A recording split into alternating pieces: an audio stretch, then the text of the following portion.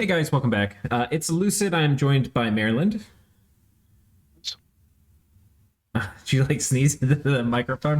Uh, I did not actually. okay, I don't know what happened there. I didn't catch it. But okay, so Maryland has peer pressured me into going back and recording our missing turn. Normally, I would be like, "We're not doing this. People are gonna get over it. It'll be like an old girlfriend from many years ago. You just forget that we missed it, or that it basically hasn't happened." Yeah, they'd get past it, but Right. But, you know, in the spirit of completeness, we have come back to do it. Now, hopefully we can do this kind of quickly because this is going to be uploaded out of sequence. So what are we going to yeah. do? Um, I think just quickly look at the two messages, look at the map for any big action, and then call it done. yeah. Okay. So message from Ashdod. Friends, let me tell you a story. In the turn that was not to be, there were two luck events of such magnitude and grandeur, it would make you weep for your big friendly giants. I will not dwell on what was not to be, 900 gold and 40-ish gems items. Instead, let's take joy with what Lady Luck has brought us. Behold, 200 gold, 17 slaves, and our always favored Shaman Province sparkly new slave market. Oh, nice. So he's going to be like a blood power at some Yeah. point. Yeah. Friends, we have a trickle of blood economy and 20 slaves now in the bank. Oh, happy day. I think we had a rollback. The server crashed or something. I can't remember. That might have been what he's referring to with the gold. Yeah, I don't know, but that does make sense. I think we had one turn where it got a little funky. This is also the turn our brave friendly giant, big friendly giant, slide into the breach of Nabah. Okay. Well, I'm glad I guess this is probably going to be the PD on top of Nabah he's fighting. About 7,000 gold worth is at stake. The Ashdod Scouting Network, not surprisingly, was on holiday, so we asked our neighboring marauders for news. We're anticipating at least 55 PD and 100 angry Nabonites to greet our heroes under fiery skies. Our soothsayers testing forecast a lot of blood. About 20% of our bravest may fall. Pray for your giants. May the RNG god be kind, and all greatsword of sharpness chassis weak before our beauty. Okay.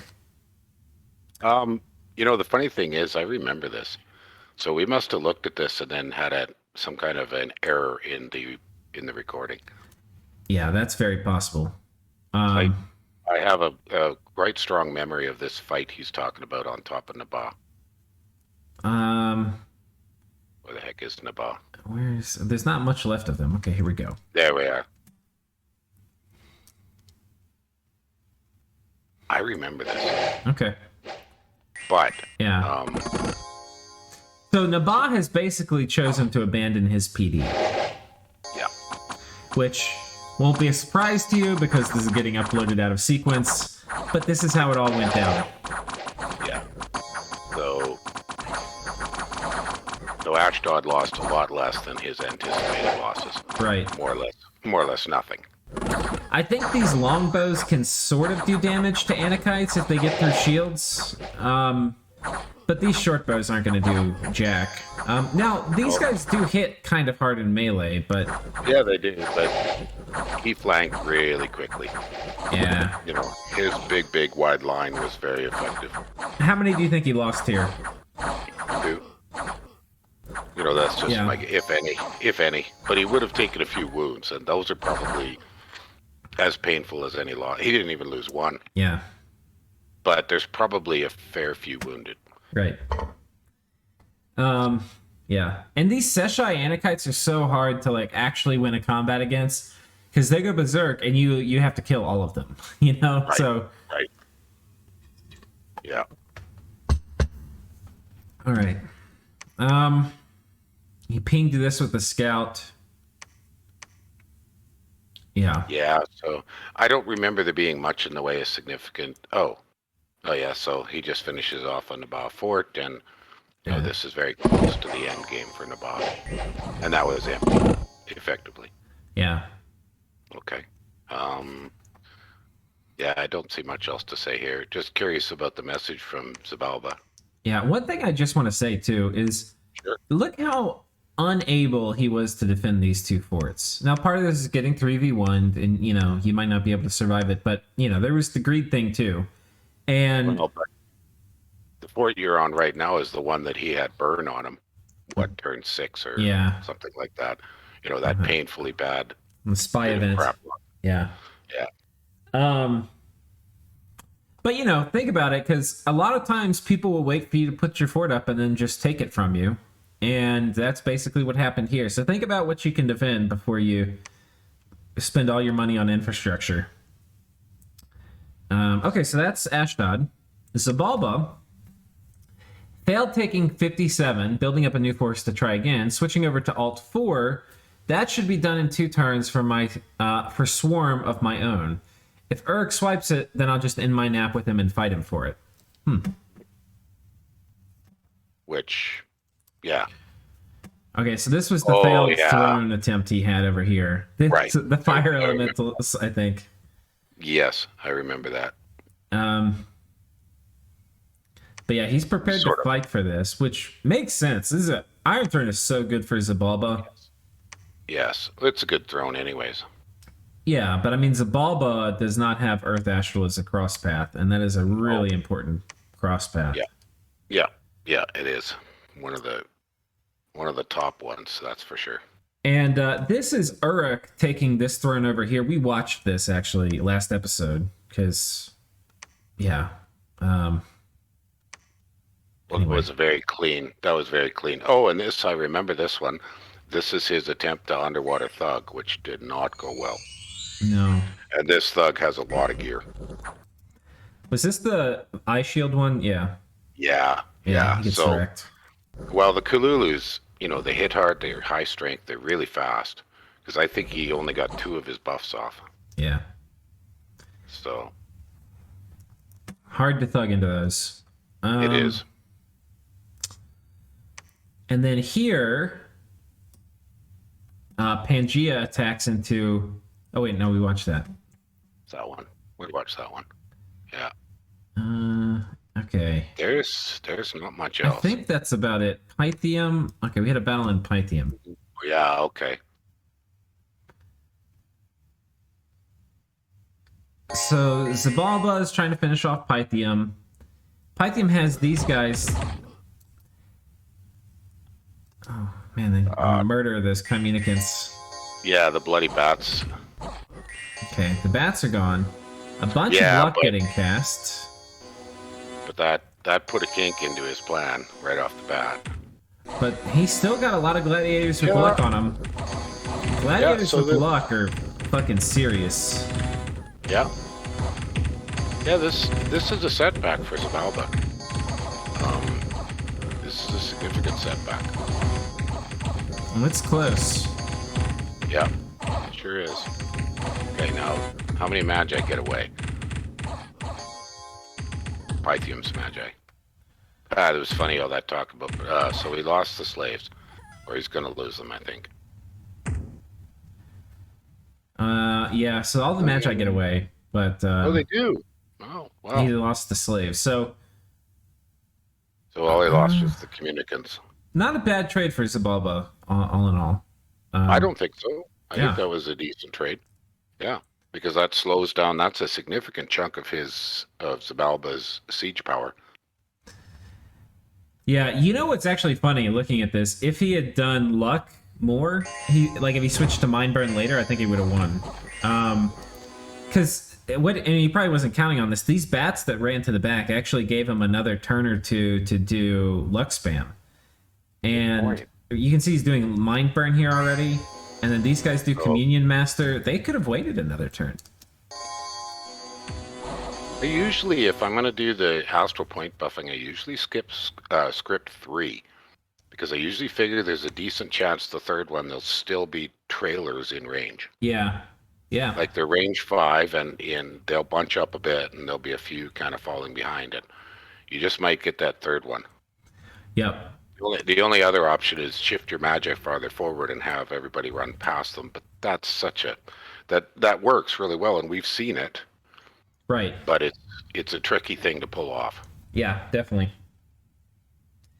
Okay, so I've got the next thing queued up for us. We're at Vanheim here, and he's running into a throne. It's a pretty easy throne. It's got this guy who's a death mage, and it's got this guy who's a water mage, but these are not that scary. It's got this guy who's a fire mage, but he's really low. So he could make like a big earth elemental or two.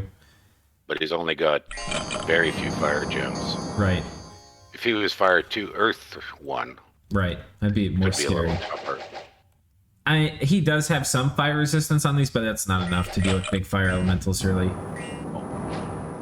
But see, we're seeing little dinky water elementals coming. They're Yeah. not going to do much. Yeah, the mages aren't really doing anything. No, and he's not really at any risk from heavy cavalry. Right. Yeah, boom. Elegant and clean. As we generally expect from the Vanheim player. Right. Loses 3 vans, takes a throne, not a bad deal. Which throne is it? This is the throne of bureaucracy. Oh, yeah. So nothing too wonderful, but No, he would probably prefer a different one, but it gives you a huge amount of dominion pressure, though. it's true. Um, And that conflict bonus is a little confusing, but I believe that gives you a +1 to the roll when you're fighting your candles versus his candles. right. Yeah. So that's not insignificant. Yep. Okay. I think that's. Did he vulture? No. Okay. Killed some sea dogs here. Right. And let's come over here and look at Bandar Log and Ulm. So Ulm moved this army on top of this fort. This was like a small little raiding force that's going to come and lock this down. And what's nice is he has a few sappers here, which are going to dramatically improve the rate at which he's sieging. Yes. Yeah, I mean, those guys are the equivalent of 6 regular troops each. Yeah. Six and a bit. So that's pretty awesome. Right. So that was clean. Here, and this was a move that we found very perplexing, and it's good, I guess, we came back and recorded this. He had this fort cracked, I believe, and moved off of it. And Or at least, yeah, he had it cracked because he sent these guys inside. And it's very strange because if you remember, Bandar basically has been caught with his pants completely down, right? He has been caught in the dirty, dirty act, and every turn he gets is a turn he gets to kind of rectify some of his mistakes and build more troops. You know, we can see he's just mass printed these light Bandar archers in his capital. And he's going to be printing out troops every turn he can until he can get his feet under him. remember discussing this and saying, okay, he's got a tough decision now. Does he try to defend some of his outlying forts? Right. But we talked about he doesn't have labs in these two to his southwest. Yeah. So, they're kind of bust. I also remember sort of thinking I probably would have burnt the damn things if they don't have labs in them. Yeah. Yeah. Because you're just giving somebody free. This one on the farm here to the southwest of his capital, just above that one. That's a free fort. Yeah. And there's nothing defending it. Yeah. Yeah. Yeah. So, and it was a very weird move to come into the swamp. Like, there's not much supply here. I think he made his army starve. So this was a very, very strange move for me. I almost wondered if he misclicked. He had a few moves he could make from here. He could have moved on top of the capital to lock it down. I think that would have been a fine move. Because there was all this stuff up here from fighting Jotunheim, and then which he's abandoned. But left a couple mages. This is Jotunheim coming in. And he's got these two guys here casting luck. Like, what are these guys doing? Get the hell out of here. Well, and that's a Rishi. Yeah. A Guru and a Rishi. Those two magic could have made a massive difference later on. Yeah. Well, he got the Rishi out. You couldn't see it at the end, but he cast Returning. But, okay. Okay. I mean, still, come on. Yeah. luck on Marcatus not going to make much difference. So Bandar basically bluffed and was like, "Oh, we're gonna mess with you guys," and then now he's been called on his bluff by Jotunheim and is doing a full retreat to try to get his stuff back to save this from Ulm. Yeah, so Okay. we have to see what Ulm's going to do, but he's got lots of reinforcements coming in that can jump back on this. Anyway, that's what happened over here. You have anything else you want to say on that, Maryland? No, not in this kind of catch-up episode. Right. And I don't see, just glancing over the map, any other significant action. The only other one might be something for Sitis, or Siti, or take your pick. Right. I love that pronunciation there was debate we've been having. Much discussion over how you say it. So, Yeah. Oh, oh, yeah. Oh, this is I think the throne that the commenters were maybe talking about. yeah. So here comes a very clean, little, tidy thug raid, really cheap thug. Has almost no gear on this guy either. Yeah. I mean, nothing. Although, the fear hat's pricey, but really effective. Right. Yeah, this is clean. Breath of Winter, Luck. The hag runs away, and he just sits there and tanks it all. Until they run away. Yeah, and they can't do anything. Yeah, the combo of Breath of Winter and Fear is working exceptionally well there. Yeah.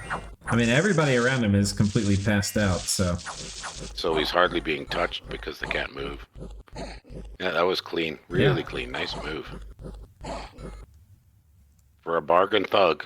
Yeah. Takes out a throne. Now, this throne he got it's a really good one. I love this throne. I mean, the reinvigoration's great. You get 3 earth gems, and you get the gnome, which is a fantastic mage. An absolutely fantastic mage. Yeah.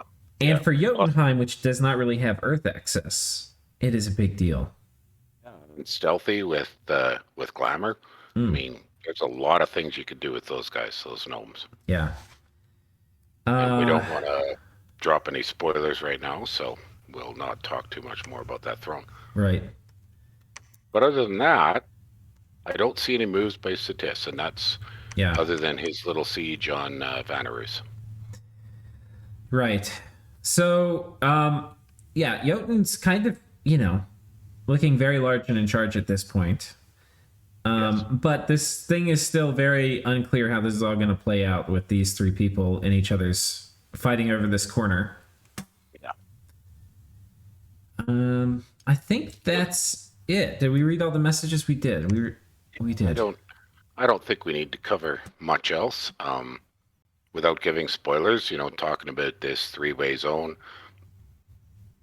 that'll come up. Yep. Okay, well, that is the turn fill-in. So thank you all for joining us, and sorry for skipping it.